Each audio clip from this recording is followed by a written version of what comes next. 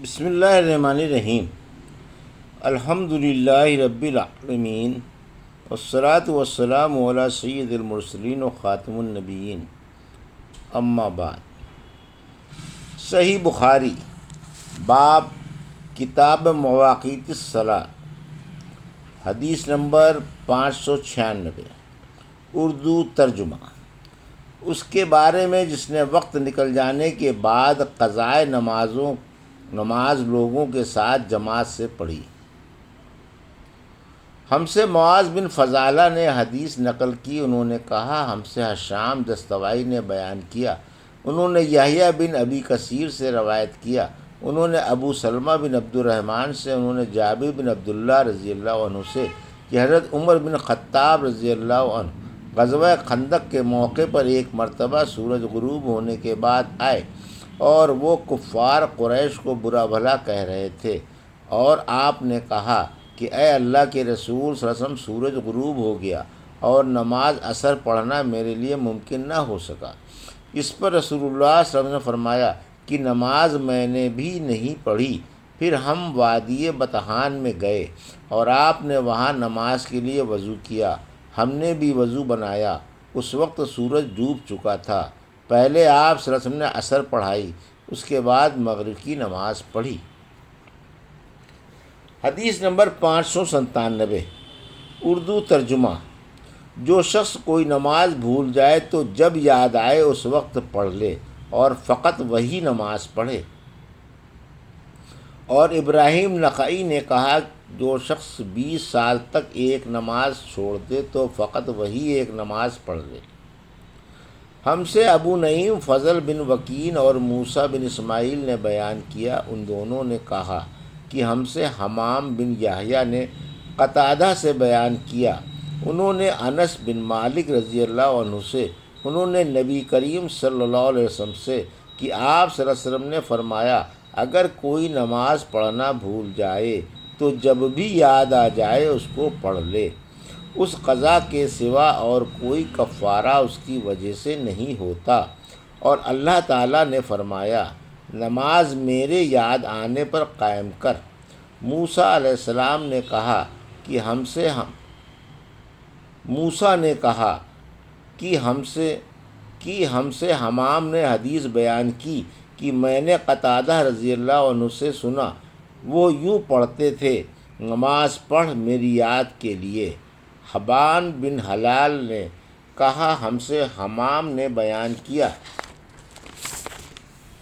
کہا ہم سے قتادہ نے، کہا ہم سے انس رضی اللہ عنہ نے، انہوں نے آن حضرت صلی اللہ علیہ وسلم سے پھر ایسی ہی حدیث بیان کی۔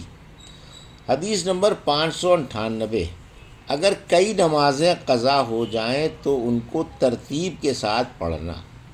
ہم سے مسدد نے بیان کیا، کہا کہ ہم سے یحییٰ بن سعید قطعان نے، کہا کہ ہم سے ہشام دستوائی نے حدیث بیان کی، کہا کہ ہم سے یحییٰ نے جو ابی کثیر کے بیٹے ہیں حدیث بیان کی ابو سلمہ سے، انہوں نے جابر رضی اللہ عنہ سے، انہوں نے فرمایا کہ عمر رضی اللہ عنہ غزوہ خندق کے موقع پر ایک دن کفار کو برا بھلا کہنے لگے، فرمایا کہ سورج غروب ہو گیا لیکن میں لڑائی کی وجہ سے نماز عصر نہ پڑھ سکا۔ جابر رضی اللہ عنہ نے بیان کیا کہ پھر ہم وادی بطحان کی طرف گئے اور آپ صلی اللہ علیہ وسلم نے عصر کی نماز غروب شمس کے بعد پڑھی، اس کے بعد مغرب پڑھی۔ حدیث نمبر 599، عشاء کی نماز کے بعد سمر یعنی دنیا کی باتیں کرنا مکروہ ہے۔ سامر کا لفظ جو قرآن میں آیا ہے سمر ہی سے نکلا ہے، اس کی جمع سمار ہے اور لفظ سامر اس آیت میں جمع کے معنی میں ہے۔ سمر اصل میں چاند کی روشنی کو کہتے ہیں۔ اہل عرب چاندنی راتوں میں گپ شپ کیا کرتے تھے۔ ہم سے مسدد بن مسرحد نے بیان کیا، کہا ہم سے یحییٰ بن سعید قطان نے، کہا ہم سے اوف اعرابی نے، کہا کہ ہم سے ابو المنہال سیار بن سلامہ نے، انہوں نے کہا کہ میں اپنے باپ سلامہ کے ساتھ ابو برزہ اسلمی رضی اللہ عنہ کی خدمت میں حاضر ہوا۔ ان سے میرے والد صاحب نے پوچھا کہ رسول اللہ صلی اللہ علیہ وسلم فرض نمازیں کس طرح یعنی کن کن اوقات میں پڑھتے تھے، ہم سے اس کے بارے میں بیان فرمائیے۔ انہوں نے فرمایا کہ آپ صلی اللہ علیہ وسلم ظہر، جسے تم صلوات الاولیٰ کہتے ہو، سورج ڈھلتے ہی پڑھتے تھے، اور آپ صلی اللہ علیہ وسلم کے عصر پڑھنے کے بعد کوئی بھی شخص اپنے گھر واپس ہوتا اور وہ بھی مدینے کے سب سے آخری کنارے پر، تو سورج ابھی صاف اور روشن ہوتا۔ مغرب کے بارے میں آپ نے جو کچھ بتایا مجھے یاد نہیں رہا، اور فرمایا کہ عشاء میں آپ تاخیر پسند فرماتے تھے، اس سے پہلے سونے کو اور اس کے بعد بات کرنے کو پسند نہیں کرتے تھے۔ صبح کی نماز سے جب آپ فارغ ہوتے تو ہم اپنے قریب بیٹھے ہوئے دوسرے شخص کو پہچان لیتے۔ آپ صلی اللہ علیہ وسلم فجر میں 60 سے 100 تک آیتیں پڑھتے تھے۔ حدیث نمبر 600 اردو ترجمہ۔ اس بارے میں کہ مسئلے مسائل کی باتیں اور نیک باتیں عشاء کے بعد بھی کرنا درست ہے۔ ہم سے عبداللہ بن صباح نے بیان کیا، کہا ہم سے ابو علی عبید اللہ حنفی نے کہا ہم سے قرح بن خالد سدوسی نے، انہوں نے کہا کہ ایک دن حضرت حسن بصری رحمۃ اللہ علیہ نے بڑی دیر کی اور ہم آپ کا انتظار کرتے رہے۔ جب ان کے اٹھنے کا وقت قریب ہو گیا تو آپ آئے اور بطور معذرت فرمایا کہ میرے ان پڑوسیوں نے مجھے بلا لیا تھا، اس لیے دیر ہو گئی۔ پھر بتلایا کہ انس بن مالک رضی اللہ عنہ نے کہا تھا کہ ہم ایک رات نبی کریم صلی اللہ علیہ وسلم کا انتظار کرتے رہے، تقریباً آدھی رات ہو گئی تو آپ تشریف لائے، پھر ہمیں نماز پڑھائی، اس کے بعد خطبہ دیا، پس آپ نے فرمایا کہ دوسروں نے نماز پڑھ لی اور سو گئے، لیکن تم لوگ جب تک نماز کے انتظار میں رہے ہو گویا نماز ہی کی حالت میں رہے ہو۔ امام حسن بصری رحمۃ اللہ علیہ نے فرمایا کہ اگر لوگ کسی خیر کے انتظار میں بیٹھے رہیں تو وہ بھی خیر کی حالت ہی میں ہیں۔ قرح بن خالد نے کہا کہ حسن کا یہ قول بھی حضرت انس رضی اللہ عنہ کی حدیث کا ہے جو انہوں نے نبی کریم صلی اللہ علیہ وسلم سے روایت کیا ہے۔ حدیث نمبر 601 اردو ترجمہ۔ ہم سے ابو الیمان حکم بن نافع نے بیان کیا، انہوں نے کہا کہ ہمیں شعیب بن ابی حمزہ نے زہری سے خبر دی، کہا کہ مجھ سے سالم بن عبداللہ بن عمر رضی اللہ عنہ اور ابو بکر بن ابی حشمہ نے حدیث بیان کی کہ عبداللہ بن عمر رضی اللہ عنہ نے فرمایا کہ نبی کریم صلی اللہ علیہ وسلم نے عشاء کی نماز پڑھی اپنی زندگی کے آخری زمانے میں۔ سلام پھیرنے کے بعد آپ کھڑے ہوئے اور فرمایا کہ اس رات کے متعلق تمہیں کچھ معلوم ہے؟ آج اس روئے زمین پر جتنے انسان زندہ ہیں 100 سال بعد ان میں سے کوئی بھی باقی نہیں رہے گا۔ لوگوں نے حضور صلی اللہ علیہ وسلم کا کلام سمجھنے میں غلطی کی اور مختلف باتیں کرنے لگے۔ ابو مسعود رضی اللہ تعالیٰ عنہ نے یہ سمجھا کہ 100 برس بعد قیامت آئے گی، حالانکہ آپ کا مقصد صرف یہ تھا کہ جو لوگ آج اس گفتگو کے وقت زمین پر بستے ہیں ان میں سے کوئی بھی آج سے 1 صدی بعد باقی نہیں رہے گا۔ آپ صلی اللہ علیہ وسلم کا مطلب یہ تھا کہ 100 برس میں یہ قرن گزر جائے گا۔ حدیث نمبر 602 اردو ترجمہ۔ اپنی بیوی یا مہمان سے رات کو عشاء کے بعد گفتگو کرنا۔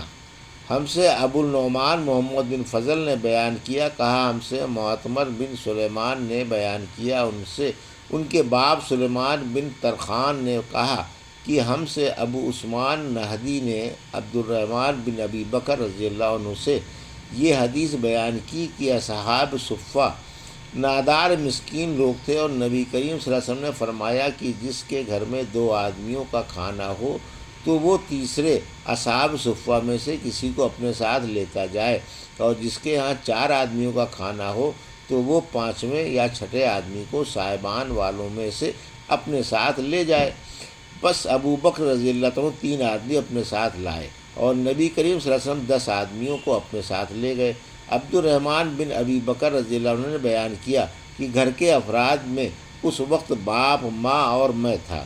ابو عثمان راوی کا بیان ہے کہ مجھے یاد نہیں کہ عبد الرحمن بن ابی بکر نے یہ کہا یا نہیں کہ میری بیوی اور ایک خادم جو میرے اور ابو بکر رضی اللہ عنہ دونوں کے گھر کے لیے تھا یہ بھی تھے۔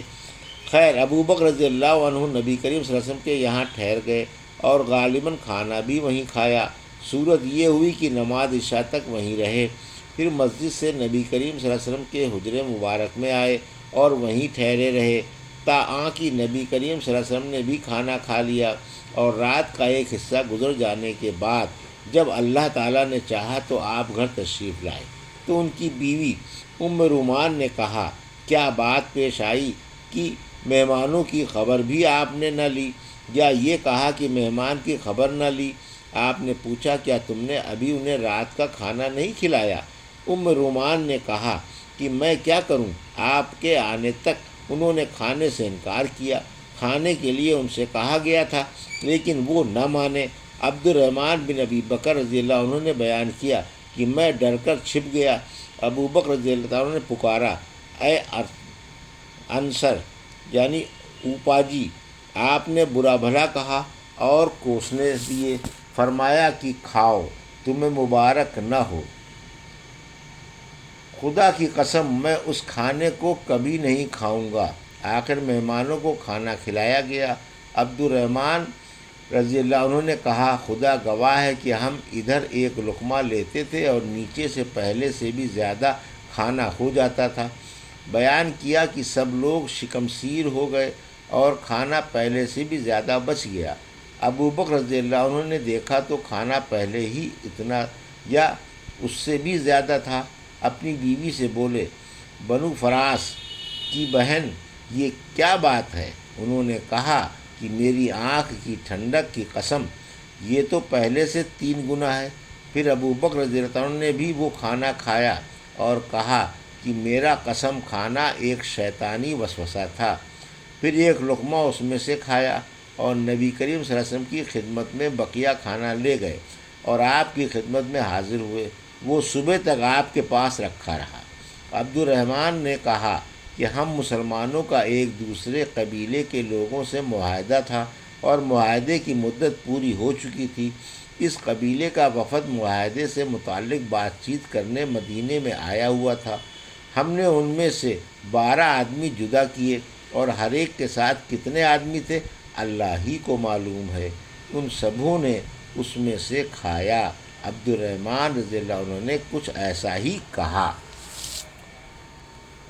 یہ تھی صحیح بخاری باب کتاب مواقیت الصلاۃ کی حدیث نمبر 596 سے 602 تک کا اردو ترجمہ جو ابھی آپ نے سماعت فرمایا۔